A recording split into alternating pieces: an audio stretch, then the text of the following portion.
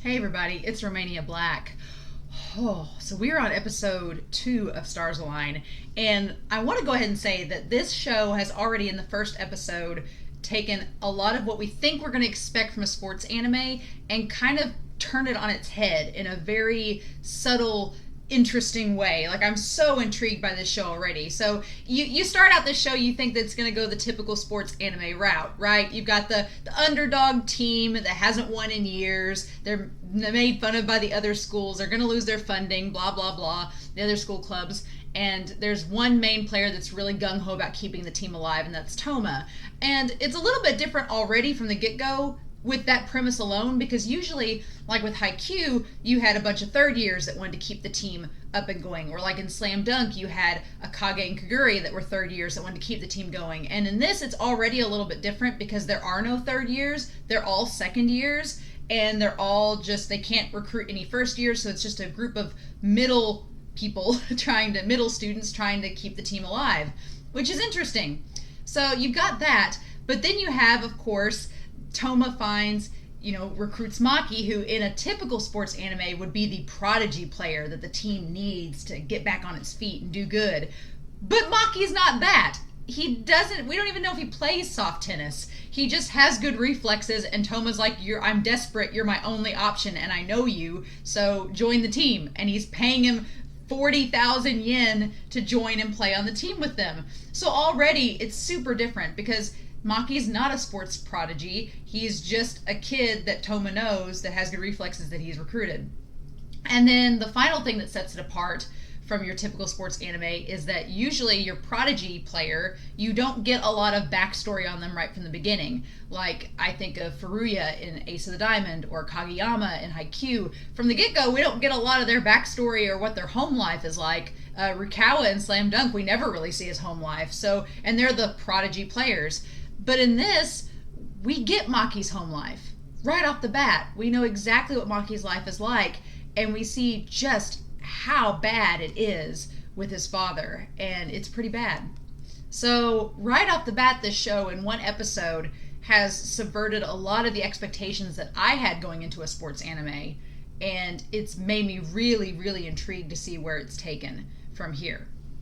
So I did a little bit of research and found out that, yes, this was supposed to be 24 episodes. They've condensed it down to 12. And sadly, in April of 2021 of this year, the director and writer of the series, he couldn't find an animation studio to fund the rest of the episodes. He wanted to do like a sequel series. So I don't know what all happens in this series, but that's really sad. I'm really sad about that. So I'm going to savor this series for what it is, because I can already tell it's something special. Because of just that episode alone. Like, this is an anime only, there's no manga, there's no light novel, it's just this series, and it's so intriguing already. But yeah, I'm ready for episode 2, y'all. So let's do this. We are going to start episode 2 of Stars Line. They don't even have episode titles, it's just episode 2. I'm like, okay, cool. Just go in completely unknowing. We won't know what we're getting into. So we're going to start that here in 5, 4, 3, 2, 1, and let's go.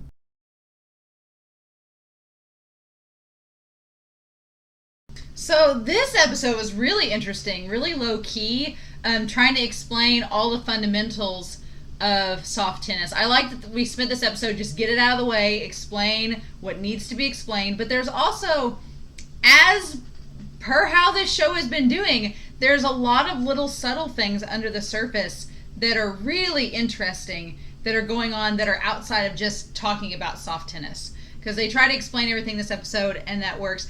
This school has, and it's a middle school. I'm sure that by now you guys have commented on episode 1 that this is not high school, this is a middle school team. These are middle school kids. So, oh my gosh, so of course, like, middle school hormones, puberty, everything is just all over the place.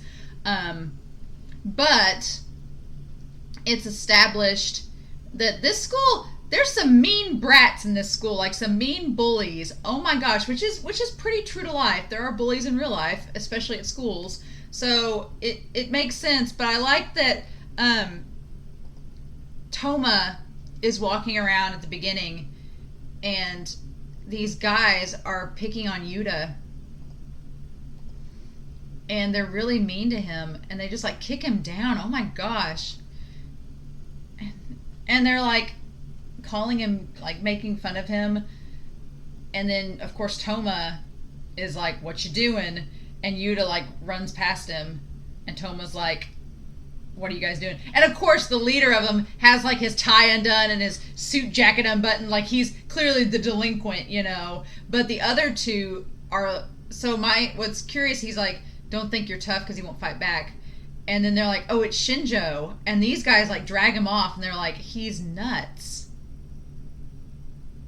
So this is tying back to the mom saying that she doesn't like being around him.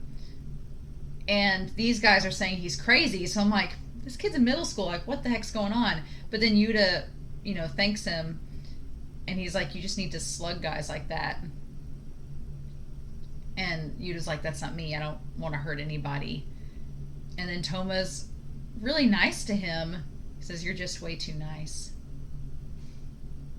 Like, that's really sweet. I love Yuta. And, oh my gosh. We'll talk about Maki and him. But, yeah, so this middle school, there's like club members everywhere. And I like that, of course, just like in Free, where it was the English teacher, Ama-chan, became the sponsor. The sponsor of the soft tennis club is the art teacher. Of course. And that makes so much sense looking back in the last episode. Like, he's just kind of like aloof. Like, I don't know. Sometimes when you're teachers, there's like a stereotype with teachers. Every art teacher I ever had in school kind of had this like lofty personality. And this guy fits it to a T. I'm like, oh, of course you're the art teacher. That makes sense. And I like that the other soft tennis coach, the girls coach, is right beside him. And she's just like... Now, it's interesting, he notices the thing with Maki with his mouth. He's like, what happened to your cheek? It's all red. And then Maki makes up an excuse instantly. He's like, oh, I was half asleep and fell out of bed on my face. And that's it. And they're like, oh, okay. And they don't think anything of it, because why would you? Because he acts so natural. But then he offers him some candy, and Maki's like, no. And you could tell the other coach was like looking over at him too. So, which is really sad, because him being able to make something up on the fly like that just shows how many times he's had to make up excuses. And I'm assuming, based on the scene we get later, that he did not tell his mother that his dad visited, which is problematic. But yeah, so we have all the girls' teams doing all the various exercises. And here's the thing. Some of these girls are wearing caps. So when Toma tells him that girls only wear visors, a lot of these girls are wearing caps just like the guys. So I'm like, is this some kind of double standard that we're doing here? But yeah, the locker room, I like that it says burnable on the trash can. It's so trashed. And it's just nasty. And then, yeah, so obviously Toma's given him the gear. He's given the uniform and the tennis shoes and the racket. And then he finds the hat. And of course, because Maki's family, it's established that they're not wealthy, and they've kind of just, made do with what they have. He finds the visor, and he's like, oh, cool, this will work perfect. And Toma's like, well, girls usually use that. And he's like, I don't care, I like it. And it's just, that fits Maki's personality, that he's like, I just don't want to waste it, There's no caps left. And he's like, oh, this. Itsuki got that from his sister, but she doesn't want it. And he's just okay with it. And Toma's like, okay.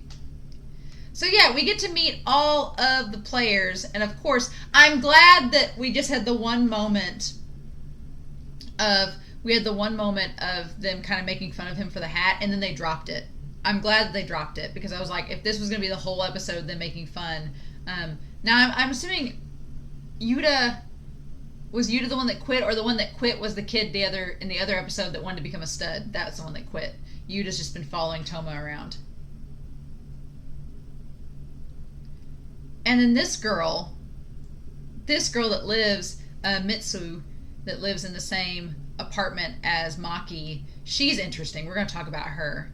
But yeah, the guys are all just chilling out, hanging out, and then I'm glad they don't make fun of him for very long. They do the cap joke, and they're like, oh, haha, and then they move on. So I'm not going to get all these guys' names right from the start, so I wanted to go back through and see their names. And you can tell Maki's just kind of like standoffish, and he doesn't really want to talk. Which is Maki's an interesting character because he kind of has his moments, like when he's around Toma, and when he was in the locker room and found the hat, like he seemed really happy and really upbeat. And then as soon as he gets out with all the others, he kind of like withdraws. And I wonder if it's like a defense mechanism. If anytime he like feels standoffish or feels like uncomfortable, he just instantly like withdraws. Like when his dad came in the last episode and kicked him, he kind of like withdrew into a corner, like he just didn't know what to do. So I wonder if he's just like that's his natural reaction. So the vice president of the club, the one with the red hair, is Rentaro Futsu. And I like Rentaro a lot. Like he's so sweet, and he instantly is accommodating to Maki. Like he's the one that suggests they run the laps. He's like instantly really, really nice to them. And so I like that a lot. I like that. Maki Katsuragi from 2C. And Rentaro from class 2D. So then I want to see these other kids if they're in the same class as them or not. And I like that it's all very natural. Like the joking they do around each other is really natural. I really like it. It's just what you imagine a bunch of middle school kids doing. But yeah, Shingo's like freaking tall. Shingo Takanouchi from class 2A. Like he's the tallest of the ones. Like it's a pretty tall middle school kid. You're quite the shorty, aren't you? And then we cut to Itsuki, which is the one that had the sister, Amino, class 2B. And Itsuki's the one with the funky hair that kind of like hunches his shoulders. And Tsubasa Soga. Tsubasa is also in class 2B. Bug me and I'll punch you. And they're like, no, just kidding. Rentaro's like, he's just kidding. And Now is in the same class as Shingo. And Now makes stories up. We established that. Now is kind of like tells tall tales. And Taiyo. So let's see. And Taiyo is the one with freckles that's really sweet. Taiyo Ishigami from class 2A. So Taiyo and Now and Shingo are all in the same class. My personality is not as bright as his son.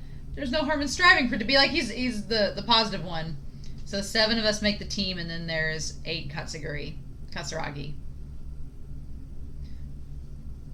Huh. And yeah, and then it's funny because Maki's like, I thought I was going to play by myself. And they're like, no, we play doubles. And so then they do the basics and the rules of tennis in this. And then they decide to go running. Rentaro suggests they run to kind of ease into it. I like it's like the first time they've ran as a team, like in a year. And all the other teams notice. They're like, what are those guys doing? And then, of course, it starts out that Maki's in the back. And then he runs up towards the front. And then Yuta's watching them the whole time. And then Mitsu's like, they're wasting their time. Mitsu's an interesting character because she's so negative. And I want to talk about that. Like, what her deal is. Like, I hope we get more with her character. And then I guess that the sister is up there playing that's, like, commenting on them actually running. And then, of course, like, they finally do the 20 laps. And it goes into, like, a weird, like, sketchy mode. It reminded me, if you know the band Aha, they have a song called Take On Me. And the music video is that, like, pencil sketch version, and that's what it looked like. But I love that they're just, like, their whole practice, they just start out just running. And that's it. And then I want to see who actually won. Like, who actually won the race. And it was Toma by a hair. Toma won by a hair. But I love that we get... I love he's like, here, Toma. And I love he reaches out his arm. And Maki's like, I'll be counting on you. And then they, like, join hands. That's, like, so sweet. That's, like, the nicest, like, little gesture. And then everybody else just collapses around them. And then they all bring in for the group huddle, and it forms a star.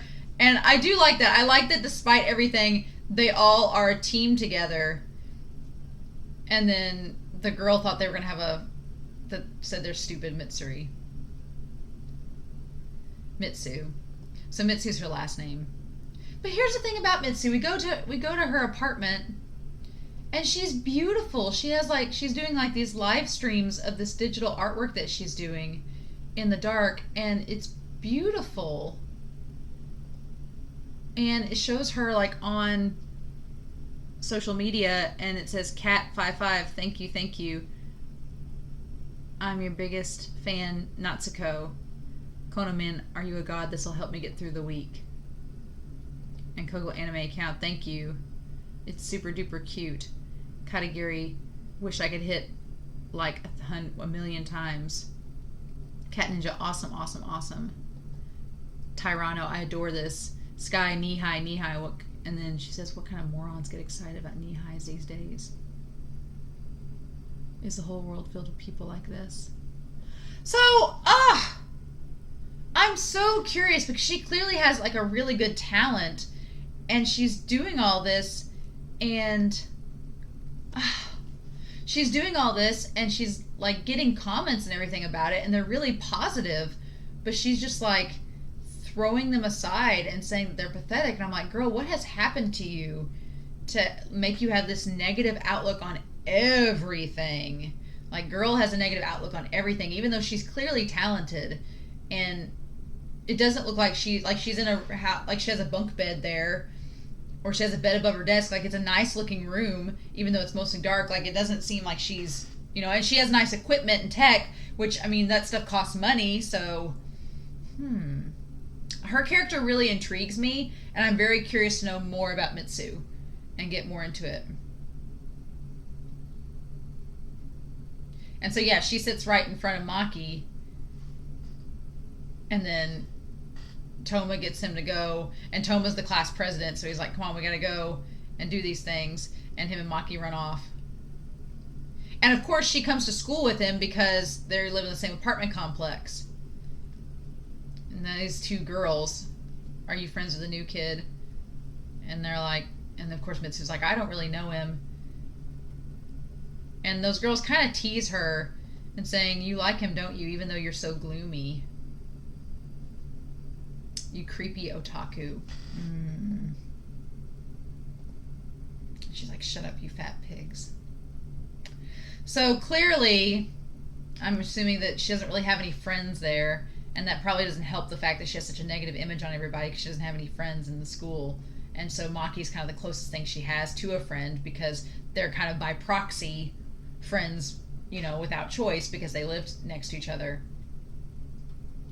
And so, yeah, so Maki asks Toma to go on ahead, and then he goes back to talk to Yuta. And Maki's pretty observant. Like, Maki sees a lot of things because he has to for how he lives every day. He says, you're always watching us. Do you want to play soft tennis? And then, of course, Yuta's like, no, I'm not athletic at all. That would not work. And then Maki puts two and two together and sees Yuta looking over at Toma. And says, you like Toma? And he's like, what are you talking about? We're just regular friends. And I give Maki all the props. He's like, it's fine. He says, you like whoever you want.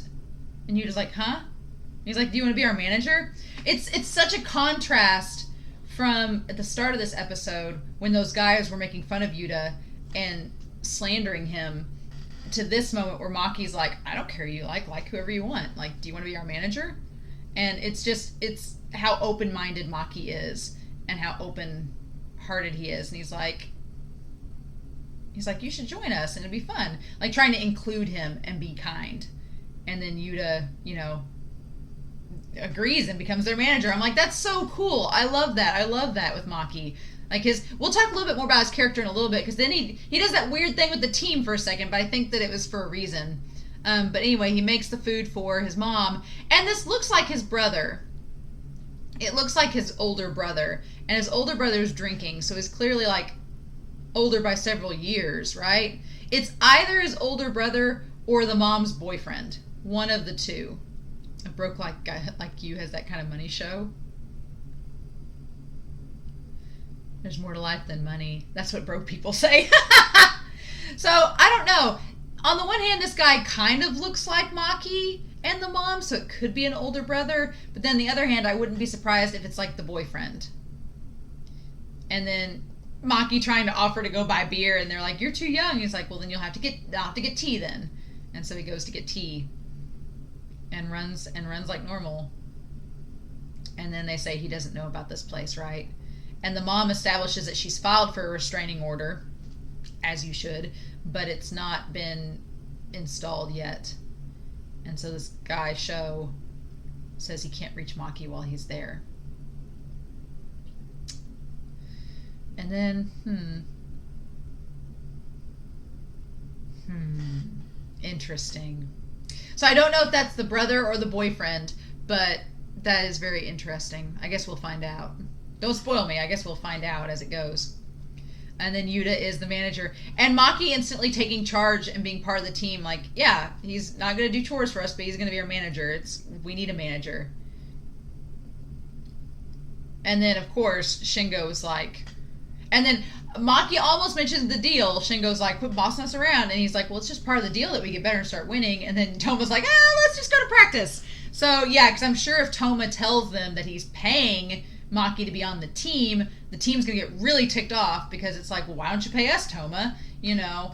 So it's probably good that Toma's like trying to make sure nobody finds out about that. And then we follow Mitsu. Mitsu is just kind of by herself. And I've noticed in this whole episode, everybody's always in pairs. Like, everybody's always in pairs running around the school. Like, the pair of girls that were in the martial arts, like the oh gosh, I can't say Taido or whatever. They're in the martial arts outfits. They're in pairs. The two guys running in pairs. Everybody's in a pair except for Mitsu. Mitsu's by herself. And she's the only one that... Mitsu's by herself, and then she goes down, and Yuta's sitting there by himself. And so it's almost like she's trying to relate to Yuta, but then she ends up leaving. So I thought that was really interesting. We've always seen everybody kind of paired up in this entire episode. Nobody's been by themselves except for Mitsu. And I like in this show how everybody has a very clear, like, posture and stance. Like, everybody stands and sits differently. Like, that's a really cool animation choice to kind of show, like... For instance, Izuki, he like always is kind of hunched over a little bit, and that's always how he is. Whereas like Yuta's very prim and proper and straight, right? So it's very interesting. And then we get the basics of soft tennis and how to hold the racket and how to hit the ball. And of course, because Maki has good reflexes, he's instantly picks up at it and he's pretty good.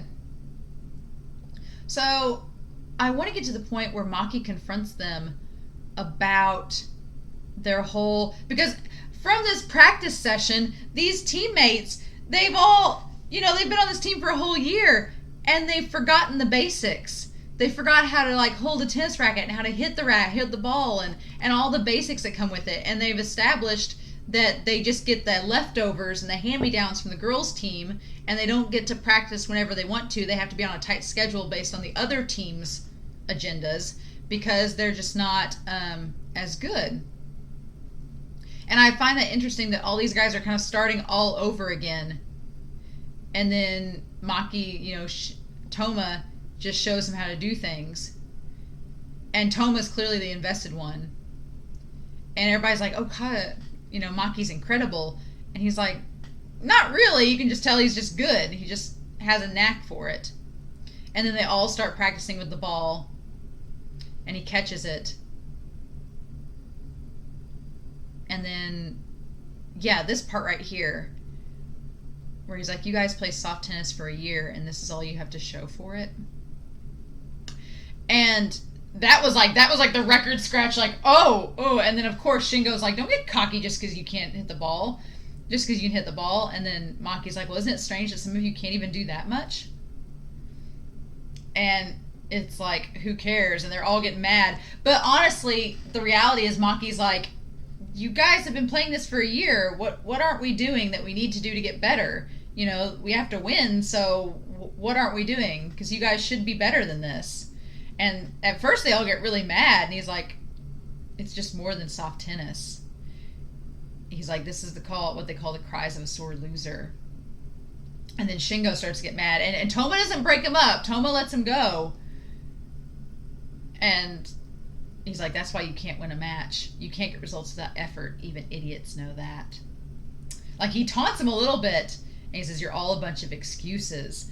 And that gets some of them, that gets their attention, and Shingo gets mad. And of course Taibo is like, starts crying, and he's like, enough already, more excuses. And then Maki's like, failures always say that you can just try. And then the one guy's about to hit him with the racket, but Maki's been through worse. So Maki's like, no, this is what you're going to do. This is all you got. And that line, if you're going to hit me, use your fists. Like he's like, if you're going to hit me, own up to it. Like, actually do it. Don't just try to use the racket as, a tool. And then he says, there's no point in hitting somebody like you. Let's do practice swings like we did the first year. And then Rentoro's like, okay, yeah, we'll just do practices, and we'll start with Tsubasa. And then Yuta's like, good, we avoided that conflict. But yeah, and then they're doing the swings the same as the other team. And I want to notice that Now is left-handed. I want to point out that looking at them swinging, Now is our left-handed guy. He's the only one that's turned the opposite way that's left-handed. That's interesting. But they're all not in unison. They're all doing it in different ways. And then I like that Toma, he's like, did you do that on purpose? And Maki's like, do what? And Toma's like,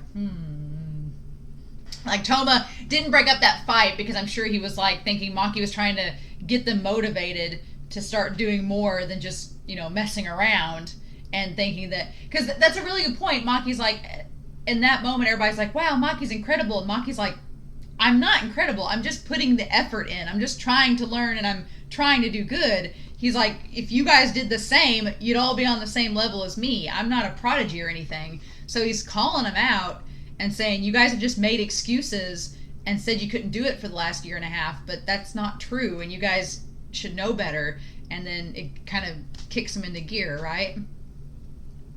Like, Maki's got tough skin. And then, yeah, the girls are like, okay, cool, this new kid, huh? And then, of course, Mitsu was like, I guess there won't be a fight. Lame. Like, she just... Mitsu's character is interesting, and I want to know more about her. But I like that Maki, like, shows... Maki's so interesting as a character because he's so aloof and, like, a daydreamer, and can be so kind and sweet. And then, on a dime, he can show just how tough-skinned he is. And just like, no, what are we doing? Like, his character's so interesting and complex already. And all of these characters, they're all like, they feel real. These characters feel like real people. They don't feel like stereotypes or caricatures at all. And I really like that. It's kind of unnerving in a way, because I'm used to the anime having like the goofy character and the sunshine character and the dark brooding character, and there's not really any of those in this series yet. I mean, the only dark brooding one is Mitsu, and we don't know enough about her yet to know why she's like that. But all these characters, they feel just real. They feel like real people, and that's so intriguing to me. So intriguing. But I also like that just the ED's just them dancing, and it shows their personalities. Like, that's so funny that it's just their personalities on display. And there's not really an OP, which I'm fine with because it's more time for the actual episode. But, yeah. So that's really interesting. I like that we got the basics out of the way. We got more into the character development of these players, of this team. We got more on Mitsu. We got some with Yuta. Yuta might have a crush on Toma. Yuta might like Toma a bit, and Maki's picked up on that, so I'm curious. And then there's some more with the family. The family doesn't know that the dad has visited Maki, so there's that. There's a lot of stuff going on, so I'm very, very curious what they're going to end up doing moving forward in this. But with that being said, this was a good episode. I'm excited to see what we're going to do for episode 3, but I'm curious to know your thoughts down below. Please no spoilers, but I hope you all have a wonderful week. Please stay safe, take care, and I'll talk to you all again soon with episode 3 of Stars Align.